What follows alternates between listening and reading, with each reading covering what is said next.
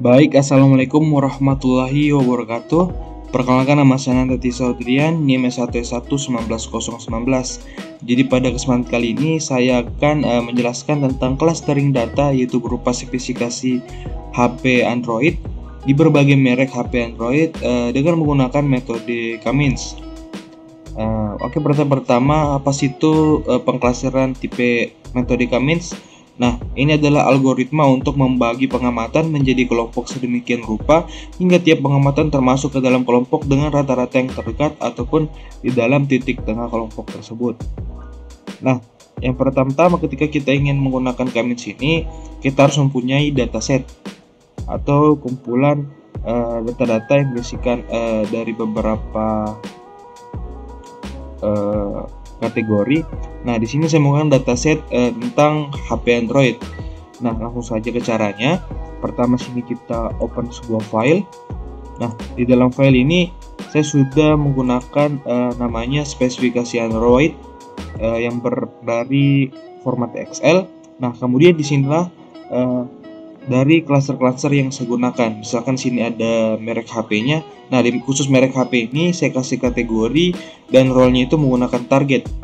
Nah, agar target dari pengkelompokannya nanti ini targetnya itu dari merek-merek HP yang telah saya buat dari datasetnya. Kemudian khusus nama-nama HP-nya, karena dia untuk sebagai nama saja atau simbol, saya kasih teks dan sebagai meta. Untuk yang lain-lainnya yang spesifikasi khususnya, saya berikan dia sebagai kategori dan sebagai fitur saja. Baik, ketika kita sudah mempunyai sebuah file atau dataset yang untuk kita gunakan di Cummins. Nah, pertama itu kita coba tarik sebuah data di sini. Misalkan data table-nya. Nah, data table ini berisikan dataset yang telah saya masukkan tadi. Nah, merek Xiaomi HP Android ini adalah merek HP yang menjadi target dari semua spesifikasi ini, dan ini akan menjadi sebuah teks yang melabelkan nama-nama dari merek-merek HP ini. Nah, dapat kita lihat di sini fitur-fiturnya itu berupa RAM, ROM, prosesor, OS Android, kamera depan, kamera belakang, ukuran layar, serta baterai. Nah, dari data-data inilah nanti kita bisa clustering dia atau mengelompokkannya agar kita bisa membandingkan merek-merek mana sih yang lebih dominan spesifikasinya, menggunakan spesifikasi apa sih merek-merek HP Android lebih dominan kemana. Nah, seperti itu. Nah, kemudian kita bisa lihat lagi, misalkan kita langsung menggunakan di sini data Cummins. Nah, Cummins ini kita misalkan menggunakan 3 cluster saja, kemudian from-nya 2.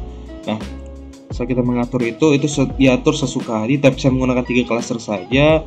Nah, kemudian saya tarik sebuah data scatter plot. Nah, scatter plot ini apa sih fungsinya? Nah, scatter plot ini merupakan sebuah tipe grafik yang digunakan untuk menggambarkan suatu data dengan menggunakan koordinat Cartesian. Data-data yang ditampilkan menggunakan scatter plot direpresentasikan dengan titik yang terletak di antara 2 akses. Jadi dia itu terbentuk dari 2 akses. Nah, kita langsung buka saja.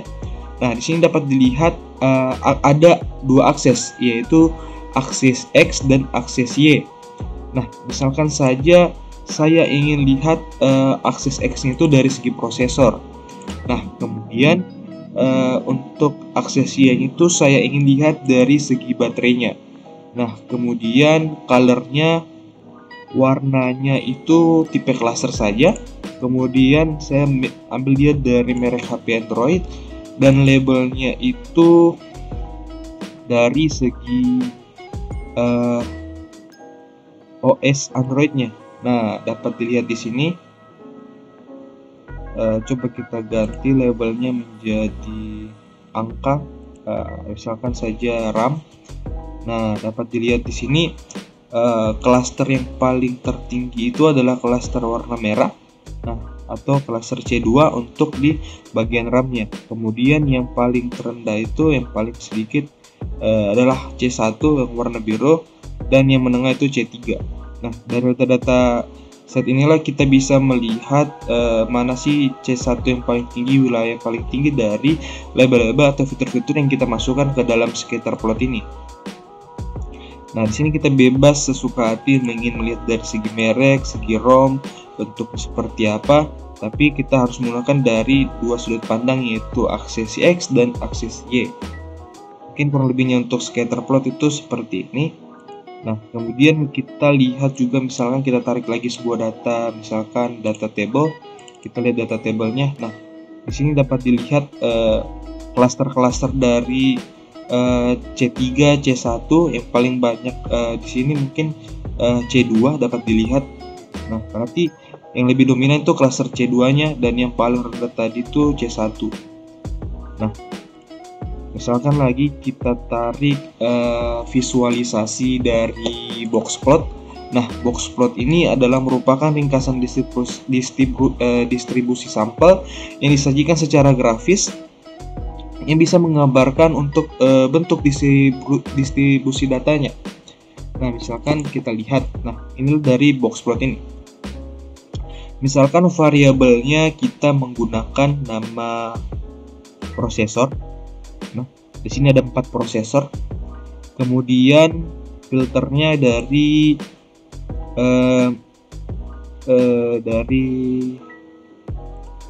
cluster saja. Nah, misalkan seperti ini. Nah, di C1 yang menggunakan Kirin ternyata hanya ada 5 handphone. Di C2 yang menggunakan Exynos hanya 1 dan Snapdragon ada 20. Dan di C3 yang menggunakan Exynos 1 juga, MediaTek menggunakan ada 11 handphone, dan Snapdragon dan hanya ada 1. Nah, dapat disimpulkan bahwa C2 ini adalah yang menggunakan Snapdragon paling terbanyak, serta C2 ini adalah prosesor yang paling banyak digunakan di merek-merek HP Android. Dan yang paling banyak itu Snapdragon. Misalkan kita lihat lagi dari segi kamera depan. Nah, dari kamera depan ini misalkan 5 megapiksel, dia itu hanya ada di MediaTek dan di Snapdragon. Dan di megapiksel 40 megapiksel ini hanya berada di satu HP, yaitu yang menggunakan prosesor Kirin. Nah, coba kita lihat dari ukuran baterainya. Nah, dapat dilihat sini pengguna baterai mAh paling banyak ternyata itu terdapat di 5000 mAh.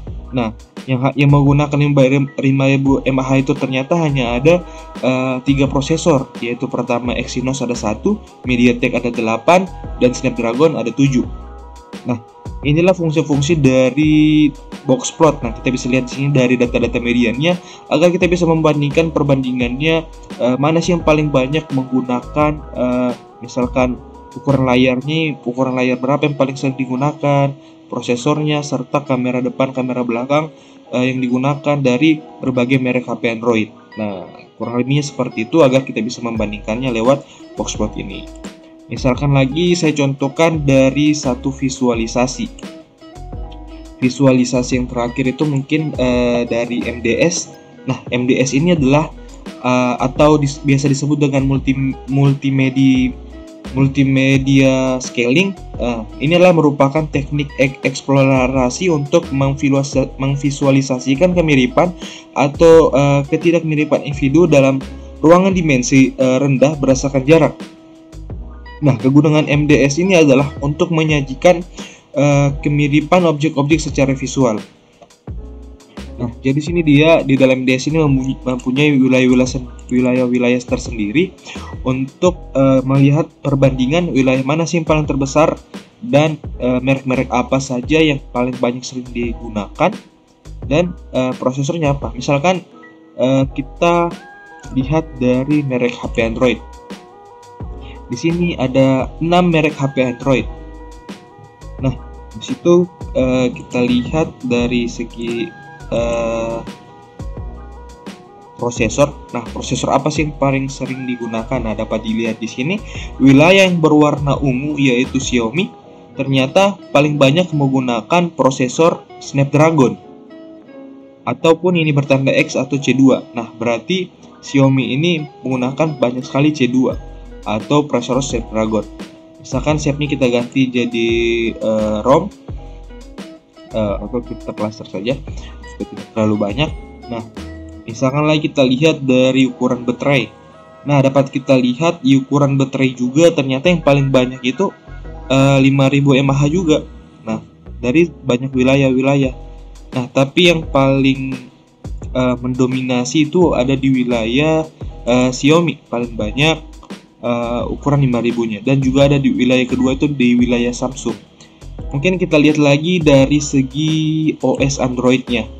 Nah, ternyata dari segi OS Android-nya ini mereka itu terpisah secara wilayah-wilayahnya secara cocok dengan warnanya. Berarti di antara semua merek HP ini tidak ada yang menggunakan satu OS yang sama, kecuali mereka pada merek HP yang sama. Misalkan di sini daerahnya Xiaomi warna ungu. Nah, di sini di daerah Xiaomi hanya terdapat MIUI saja. MIUI saja. Nah, dan terdapat juga segitiga, berarti ada perbedaan dari nama merek HP-nya. Tapi mereka hanya tetap dalam satu klaster, yaitu merek Xiaomi. Tetapi walaupun berbeda nama, mereka hanya masih tetap di dalam merek Xiaomi ini. Nah, terdapat juga di Origins. Nah, di daerah kuning ini atau Vivo Origin OS. Nah, ternyata di warna kuning ini semuanya itu X, berarti dia nih full menggunakan Origin OS. Nah, kurang lebihnya seperti itu. Jadi, fungsi dari MDS ini kita bisa melihat wilayah-wilayah dari clustering data ini menggunakan MDS ini, menggunakan wilayah-wilayah multimedia scalingnya. Mungkin ini saja yang dapat saya sampaikan dari beberapa visualisasi Kaminsnya. Kurang dan lebihnya mohon dimaafkan.